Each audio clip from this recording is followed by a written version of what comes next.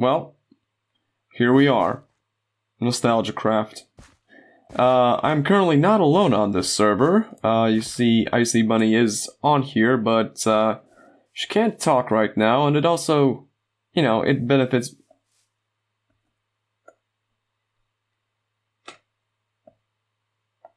It suits me that for this first recording, I'm going to be just on my own, because there's some stuff to introduce and talk about, because depending on how you ended up watching this video and seeing this series for the first time, it might change what exactly you're expecting out of this, so I should, make it pretty clear what you can actually expect from this series, because if you came here from, oh, right, this is some vampire shit. Well, I'm just here for wood. So, if you came here from one of the other people's channels, like Icy Bunny's channel, for example, and you're just checking out my perspective of the gameplay, well, sure, there is going to be gameplay to be seen, but that is not exactly the primary purpose of my series on NostalgiaCraft. The main purpose of what I'm doing here is, well, here's the thing: if you came from my channel to my second channel to see what the hell all of this is about, you probably already figured, oh, that's a lot of different blocks and things there, oh boy, then you've probably already figured that, well, I am kind of a fiend for nostalgia. My entire YouTube quote-unquote career so far has been built off of, well, that kind of nostalgia specifically for old items content, old YouTube, so to speak. And so it might not be any kind of surprise that I would be interested in a series like this. It might be good to just first talk about how exactly this series even came to be, because Icy Bunny did say that she tried to explain it in her own video, but sort of zoned out and struggled, and I don't know how that went in the end. I still haven't seen that, but she might upload it at some point, and then I will. But the way this series even came to exist was we were just talking on Discord one morning, and we came to, this topic of conversation about old Minecraft YouTubers and old mods that we were, remembered, like Mo Creeps and Weirdos was a pretty big one, some other stuff, and like a YouTube series that we should, from way back when, and like YouTubers that are still doing the same Minecraft stuff now. And we were talking about this and stuff like we should rewatch this, we should rewatch that, just stuff that we used to watch that we might want to watch again, because that is something I do quite a lot myself. And at some point Icy Bunny just went, you know what, fuck it, we're doing a Minecraft series where we're going to be looking at old mods. That's how NostalgiaCraft came to exist. And it was certainly pretty much immediately of interest to me, because, well, I am the fuck is that castle? I am a fiend for nostalgia, for many reasons, and I certainly, why am I only now getting, was this not wood? I don't get why that didn't count as getting wood, but whatever. But I am a fiend for all kinds of nostalgia, especially for online content nostalgia. And this is a kind of series that I have wanted to do, because I have, of course, as pretty much every YouTuber to have ever existed, I have considered making gaming content before.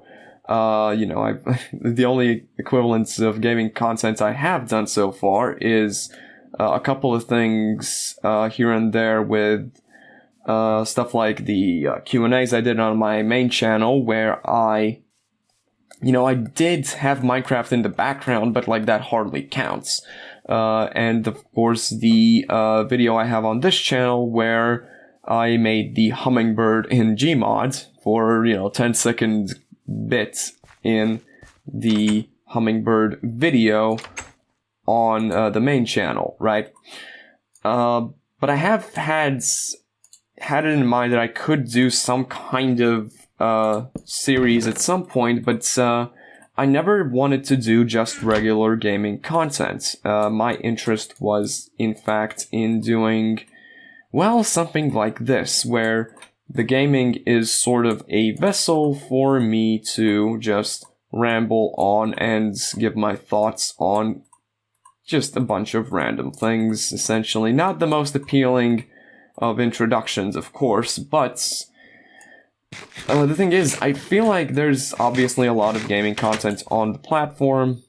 There's a huge amount to choose from, so I don't feel like it's necessarily a huge benefit to YouTube as a platform for me to just add on to that, for me to just play Minecraft, even if it is something relatively unique like NostalgiaCraft as a concept.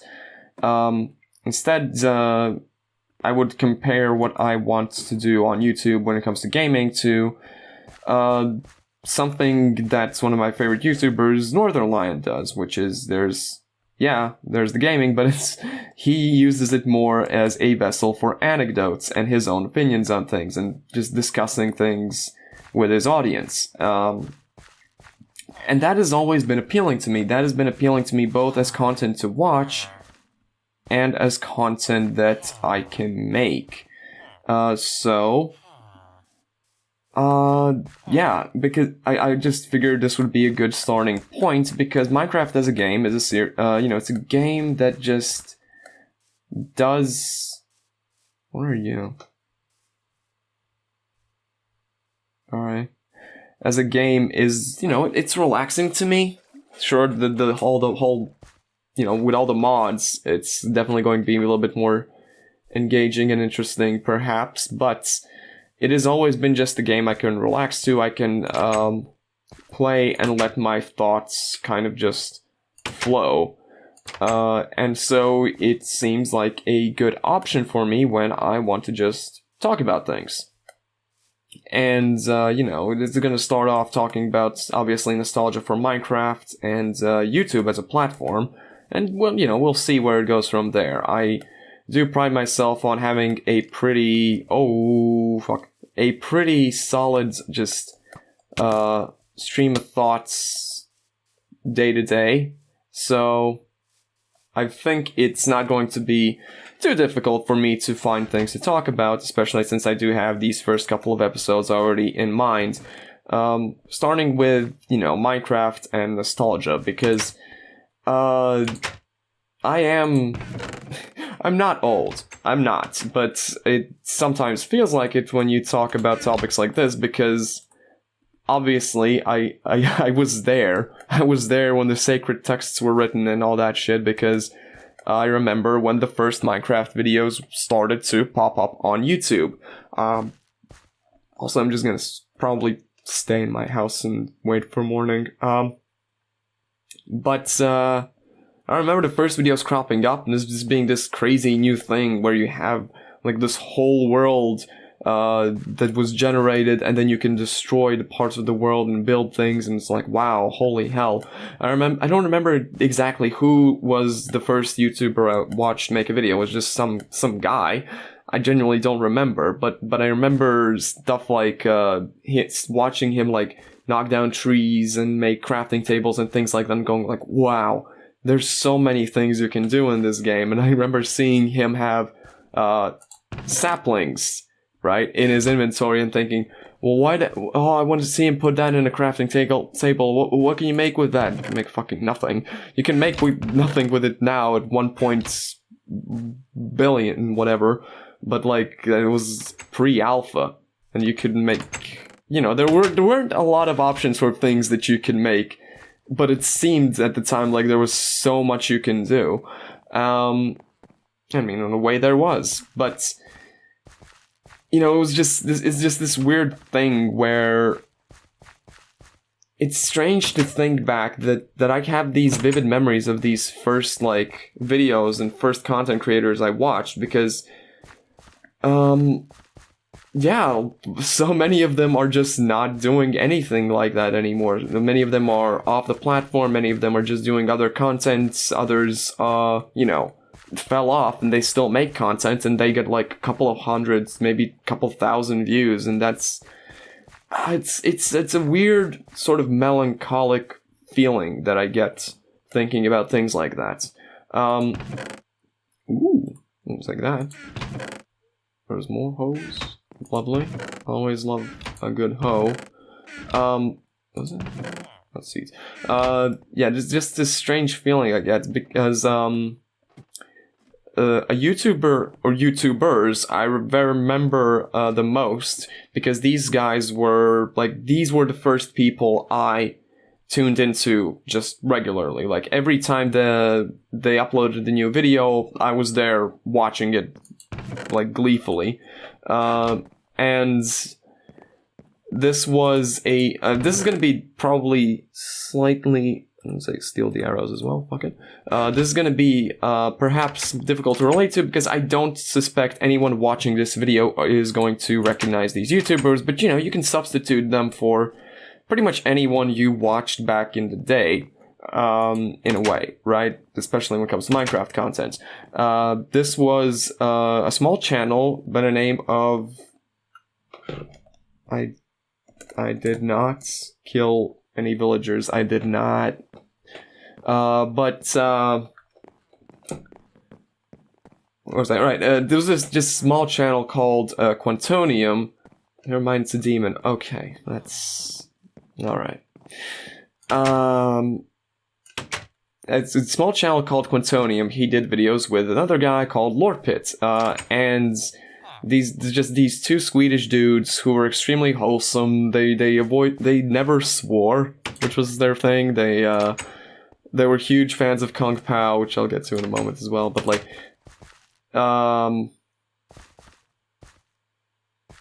what? Hang on. I guess she wants to follow when we follow her. And oh,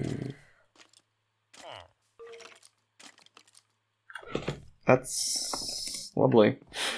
But yeah, that was their whole thing. But they're just these two wholesome dudes, and I tuned into them every week. They were just playing Minecraft. They were playing Minecraft since the pre-alpha, when they launched multiplayer for the first time, when animals just didn't function, like hostile mobs didn't exist in multiplayer. Non-hostile mobs didn't have like health properly, and they would just go into the water and drown infinitely. You know, things like that. You know, you just gradually watched as, you know, different stuff got implemented both in the game as a whole and specifically in Minecraft multiplayer. Oh, that's villager flesh. And you know, it was an experience. And it's strange to think that these guys were such like a huge part of my online existence for a while. And to me, they were huge, they were massive, and I mean, it makes sense. Their first videos had like hundreds of thousands of views. At least they currently have like hundreds of thousands of views. Later ones do not. And in fact, I forgot the exact number, but I later looked at their channels. You know, Lord Pitts was always smaller, but like Quantonium only had like, I don't know, 10,000 subscribers, even maybe less than that. I genuinely... Oh man, I wish I remembered the exact numbers of the subscribers, but it was extremely low for the way it felt, for how it... Same sign. For how huge they felt to me, and how excited I was to watch their content, and how, you know, honestly, I felt how much attention they deserved to get, as opposed to how much they got. I'm just gonna keep running this way. You know, it was just strange. And then recently I started to rewatch a couple of their videos, especially, you know, I started rewatching their whole Minecraft series. They had hundreds of episodes on there. I also vividly remember getting to episode 100, for example. It was a huge deal. And, Ooh. Lanterns. Thank you. Thank you. Yeah, it was a huge deal. But recently I watched episode 1 again, and I left a comment. I left a comment essentially saying, hey guys, I don't know if you guys would still check... Fucking pilgrims? Would still check the comments on this, but you guys were a huge part of my life. I'm happy to have been around at the time to watch this content, classic stuff like that. I wasn't expecting at that point for Quantonium to see that. He not only saw that, he actually responded. I can put in the screenshot here. There you go. That's my one editing job for this entire video. That's neat. But like, yeah, he responded because I also distinctly remember, this was back in the day on YouTube when you could directly message YouTubers. You can message people on YouTube, and I would regularly message him, and I would message Lord Pitt, just talking about silly little things in my broken Latvian freaking 12-year-old English, and they appreciated it, and I appreciated their responses because, again, I thought these were these huge dudes, like, wow, my favorite YouTubers are actually responding to me, amazing. But I mean, I now realize they probably weren't getting that many messages like that. I mean, I know they were getting some, but not a huge amount. Probably that much is an assumption, but it's also weird to think about how much this one little YouTube channel with a couple thousand views ultimately affected my sense of self, I guess, and my personality and my sense of humor and things like what the fuck is that? Oh, it's a fairy or something. Of my sense of humor, my sense of self, my likes and dislikes, because I mentioned Kung Pao. They talked about Kung Pao constantly. It was like their favorite movie, and they constantly referenced it. Which is, in hindsight, kind of amusing to think about how they were these, super clean. Oh, what even is this lantern? Okay, super clean YouTubers that would never swear and were always like super nice, but at the same time, if you think about Kung Pao, it's not a rude, no, it is a rude movie. It's not, it's not exactly offensive, but it is definitely pretty crass at times, right? A dude kills a dog with his fart, I mean, come on. But, I think about it, and it's like, that movie is, to this day, my favorite movie. Unironically, I fucking love Kung Pao. And it's amusing to think that the reason for that might be these two guys making these Minecraft videos over 10 years ago at this point. I think at least 11 by now. And that just affected me so much that to this day, like I showed my girlfriend the movie, and she's like, how is this your favorite movie? And there is no concise way to explain why that is the case, why this movie is genuinely quite special to me. It is just ultimately that nostalgia factor. Oh, there's pigs? Is this more of Icy Bunny stuff? Garlic? What do you mean garlic? I'm guessing that's gonna be a reference that whoa, that's a lot of stuff. That's gonna be a reference that I don't get until I see the video she's making. But yeah, there's no concise way to explain exactly where that nostalgia comes from. It's not even as simple as, oh, I just watched it as a kid. I did, and I loved it as a kid, but there's more to it than that. There is just a whole story almost to my enjoyment of Kung Pao, and it's very deeply connected to my enjoyment of this one YouTube channel. There's, like I said at the start, you can substitute that for so many other YouTubers. Like, even when we were discussing with Icy Bunny originally, this whole thing about nostalgia and old Minecraft YouTubers and mods and things like that, we would mention YouTubers and things in series, and we would mention them to each other, and generally our responses would be something like, Oh yeah, I kind of remember something like that, because to each of us, there were an entirely different... Well, that just rendered in. There are entirely different things and YouTubers and series and groups and so on that we were, into. For example, some of the YouTubers I watched a lot were, Sly Fox. There was Nova,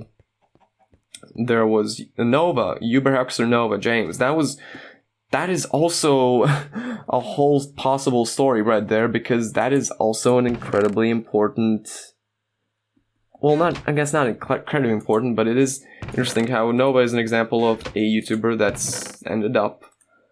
I'm gonna steal a bet at this point. That ended up as one that I kept watching for a really, really long time. From going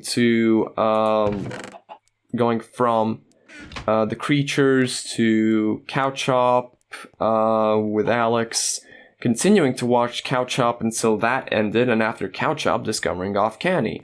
There's a whole sequence there where, there's... Oh, silver ore. There's iron pickaxe, let's go. There's a whole sequence there where I ended up... some of the content that I watch currently, in fact, probably in some way... all of the content I watch currently and enjoy, and, that is a part of, in a way, a part of who I am, because, it's stuff that defines my interests and the stuff that I'm into and all that, and my sense of humor, like I've said. All of that stems from this beginning part where I enjoyed this one Minecraft series. I watched more Minecraft series. In case of Nova, I have most vivid memories of the I think it was Quad Mountain Survival. I don't remember the number of mountains. I know it was Mountain Survival, but I do not remember how many of those mountains there were. I think it was Quad Mountain Survival. And the tornadoes and the turtles and all that drama that was there. And, from there, I moved on to watching the rest of the Creatures. And from the Creatures, I also ended up watching the Derp Crew. At somewhere along the way, Inside Gaming, into Funhouse, Achievement Hunter and Rooster Teeth as a whole. And there's some not great stuff, of course, about all of this. Like, that's a part where just woke up. All nostalgia I have for these things, like, there is a slight, caveat to a lot of it where it's like, some of these people were not good people with hindsight. I'm gonna go ahead and straight up just increase my brightness. This is silly. There's fucking nothing here. They ended up not good people, there's the obvious ones, from Achievement Hunter. Achievement Hunter was such a huge part of who I was. I ended up watching, a lot of Rooster Teeth content, and there's a whole lot of problems with Rooster Teeth. We all know that. But that ended up watching stuff like Ruby and Red vs. Blue and all kinds of things. But, and then you look back at it and you're like, there were people like Ryan Haywood there for so much of it. Like, there's entire channels dedicated to Achievement Hunter without Ryan Haywood. And there is not that much content there compared to, how much of it there was with him. And it's just, I don't know, it's a bit uncomfortable, but at the same time, it's just, you kind of have to accept it. YouTube is sadly a type of medium, or maybe sadly or gladly, a type of medium where separation of art from the artist doesn't quite work. The personality of whoever is behind the content is just so ingrained into the content that you can't really completely dismiss it. I don't think, at least, you can do that. It's not. And I think doing that isn't exactly healthy, because it's just going to lead you to having to excuse or defend some horrible people and horrible actions. Whereas, it's possible to listen to music by, not naming any names, but like classic rock stars and being like, oh, they had groupies and things like that and underage groupies. But you're gonna be like, well, sure, but that isn't quite relevant to me when I'm just listening to the music. It's like, the cow bit me. The closest equivalent I can think of that's relevant to me is that I will admit, and this is going to possibly upset someone, but I do kind of like some K-pop stuff. Does that mean that I excuse the practices in the industry, which, are really fucking bad? No, I don't. I don't excuse that. I don't excuse that, some of them are pieces of shit, but at the same time, I don't follow along with that because, unlike with YouTube content where, the person's life, for better or for worse, is relevant to the content, with music, it really isn't outside of whatever they put into the music itself. So, I don't excuse it, but there is very clearly an easier disconnect to be made with that. So, especially as someone who, one, doesn't really follow along individual members of these bands, and two, doesn't, make some torches here, doesn't, oh, right, I need to light torches. How do you light torches? But like, as someone who doesn't follow the individual band members, and in the case of K-pop, yeah, that's gonna help me so much, doesn't also speak the language, it's not really as relevant to me. It's just being like, yeah, I kind of like these songs. It's with music especially. I mean, personally, I don't even really... There are very few artists where I'm like, yeah, I'm gonna be aware of their entire discography even. So if I'm not even aware of, oh, what the hell, I need paper? Oh god, I'm just gonna go in the darkness, it's fine. Oh, and it's night. I'm just gonna chill in the underground. Maybe dig straight down into some lava. Classic Minecraft right there. Classic Minecraft. Where was I? That's the one downside where I keep distracting myself. What the hell was that noise? Alright then. But,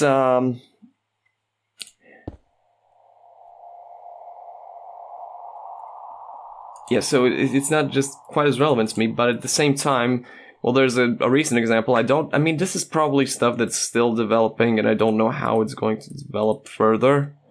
But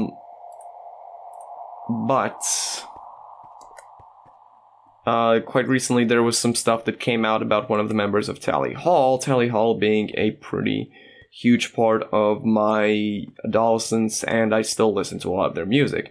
And there's some pretty unfortunate stuff coming out about one of the members. I sadly don't remember which one. I don't think of the band's members as... This is going to be weird. I don't think of the band members necessarily as individuals, at least not in a way that's relevant to me. I know they are individual people, but you put them in a lineup and I'm like, that's a blue tie guy?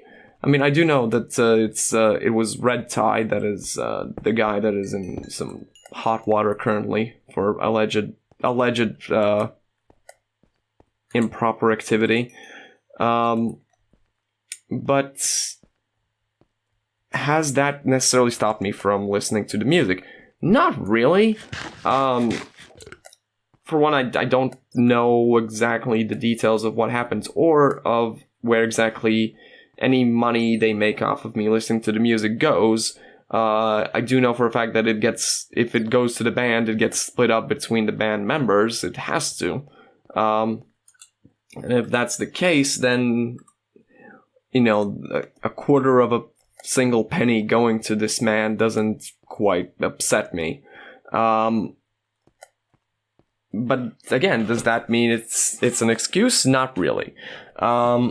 you know, I think it's pretty well agreed upon that, at least from what I've seen on the internet, it's well agreed upon that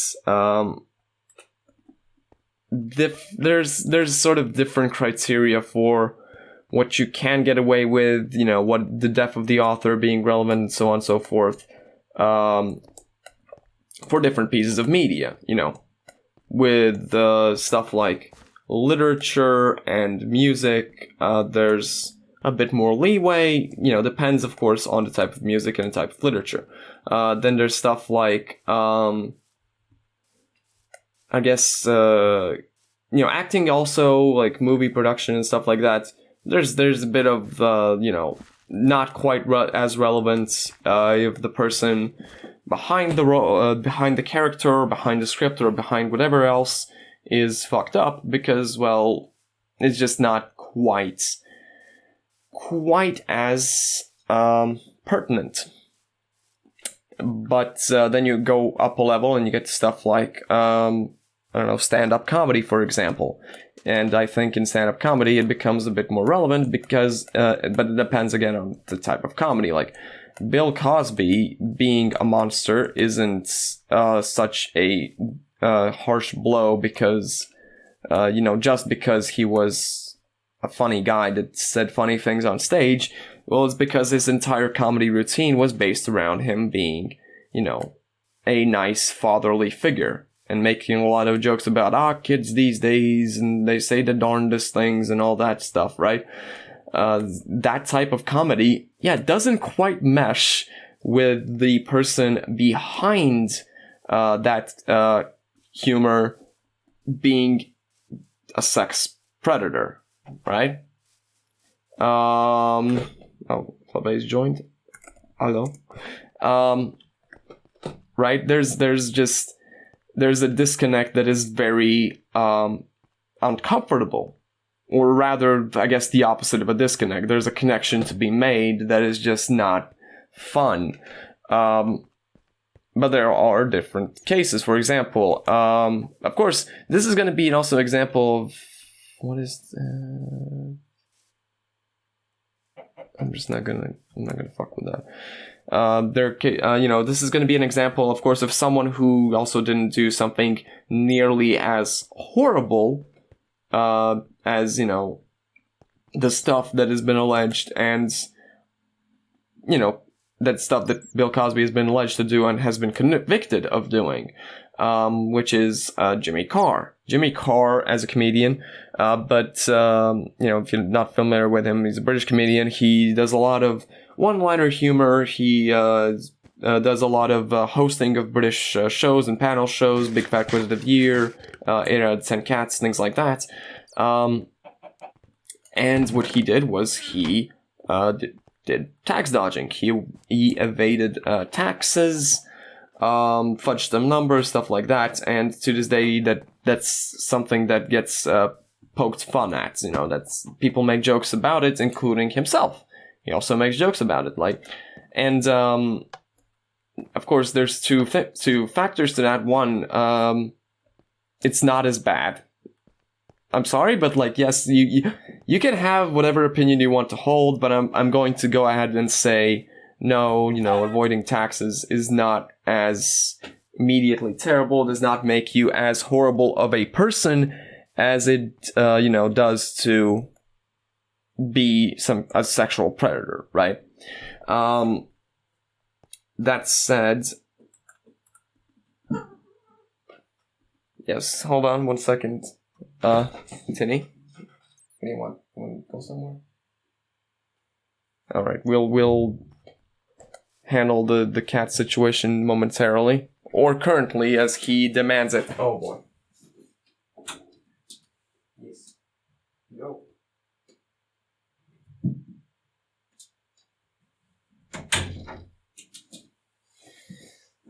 Lovely. So one, it's not as bad, and two, it actually straight up adds, it doesn't detract from his type of comedy, it kind of adds to the character of this sort of dickish, irreverent, upper-class British asshole, because that is the persona he has on stage. It's kind of always has been. You know, is it still a persona if it's accurate? I don't know. I guess not, but maybe. That's like also another part of like the way YouTubers are, which are YouTubers I think are in the most difficult to ignore, most difficult to have a death of the author moment with. Camp. Bloodblaze is struggling. But I think they're in the most difficult camp to just dismiss these problems for, because their personalities are so relevant. So, you know, it's kind of the main draw of pretty much every YouTuber, or was. Now that's gonna sound, I don't know how that's going to sound, but I do think that to a certain degree, different priorities have been, you know, shifted when it comes to YouTube content. I think personality is still important. You still can't be a dull, boring bastard and have success on YouTube. But like there is different aspects to it now, like playing the algorithm more, you know, making the type of content that YouTube just wants to be made in a way that's advertiser friendly and, you know, gets generates like impressions and clicks and things. So it is a bit different. But that said, even so, you know, if something truly heinous and impossible to disprove came out about, for example, Mr. Beast, you know, Mark of the Beast child sacrifice type shit, right? If that suddenly happens, it would be very difficult for people to just ignore that, you know, because in Mr. Beast's case, perhaps also because, you know, a lot of his content revolves around charity and like doing good, and then if that something runs completely counter to it, well, that doesn't, oh my god, Bloodbite, please, is not going to sit right with people, obviously. But yeah, that's I went on a real tangent here, but that's something to be expected. You can, if you can expect anything out of this series, it's going to be tangents like that. So, you know, if it ain't your cup of tea, it ain't your cup of tea. But yeah, where I was going originally, I think, was that I went on this tangent when I was talking about YouTubers that had influenced me, and how looking back, I'm like, you know, a lot of them just weren't good people, and then it's difficult to really talk about it in a way, because the fact that these people turned out to be not so great doesn't change the fact that the content I consumed at the time felt great, and you know, I was so into it. Like, is my humor now less influenced? Is my humor, my personality, my likes, my dislikes, are all those things now less influenced by certain content and by certain content creators I enjoyed in the past because of things I learned about them, you know, after the fact? I mean, I don't know if I would want that to be the case or not, but ultimately I don't think it would be. That said, of course, it's always difficult to even pinpoint what exactly has influenced me. Like, it's not always as clear-cut as you know, my favorite YouTubers when I was a kid, being really into Kung Pao, and me as a young impressionable child seeing that and also being super into Kung Pao as a result. You know, it's not always that simple. In fact, it very rarely is that simple. But, you know, I'm lucky to have been mainly influenced when I was that young by people that turned out to be, you know, good people. And it's also interesting, for example, to think that one of the people, actually met several of the people, come to think of it, because I know I should finish my sentence first before before I go on another tangent. That these people that influenced me when I was a kid, had OCD, and that was before I realized I probably have it as well. Not the most traditional kind of it, but I still have it, I'm pretty sure. Hard to get a diagnosis, and so it's not exactly something I'm going to be shoving in people's face or using as an excuse or explanation for pretty much anything. It's just something I bring up mostly for the sake of humor, or to explain sometimes the exact way my thinking works, because even if it isn't an accurate diagnosis, it is an accurate description, I think, of my thought processes, and, for example, how I'm currently going on these tangents and things like that. But yeah, it was Quantonium definitely had OCD. Another one that immediately comes to mind is Chilled Chaos. Probably many more. I feel like Minecraft is an attractive game for a lot of people with different, brain functionality. I think that is not a very controversial statement. But I guess I haven't really progressed much in-game during this recording. Got a lot of coal, though. I might do some bit more mining, grinding off-screen, maybe build a house, maybe leave building a house for the next recording, because I feel like this is enough rambling for today. I guess next time I might talk a bit more about, definitely a bit more about content and stuff that's, shaped where I am today and where I am with my own content, because that is also definitely interesting, especially, considering the fact that any item's comparison to my current content is extremely fair and extremely obvious to make, but the people were, something that struck me was that when I first posted the Pilk video on Reddit, I posted it on the Latvian subreddit at one point, and there was someone who literally referred to me in the comments as Latvian iDubbbz, which they referred to me like that without any knowledge of my other content. And so it's pretty clear cut that even when I'm making content that isn't, relevant to that, it's clear that it's influenced, the way I do things in that content. So yeah, there's a conversation to be had.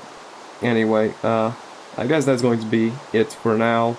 I am interested in hearing in the comments about your guys' takes on these things. Definitely interested in your first experiences with, Minecraft, with following people on YouTube, and maybe some stories about content creators you either kind of regret, following, or just look back to and go, well, that's unfortunate that happened the way it did, But yeah, for now, that's gonna be it for me, so see y'all next time.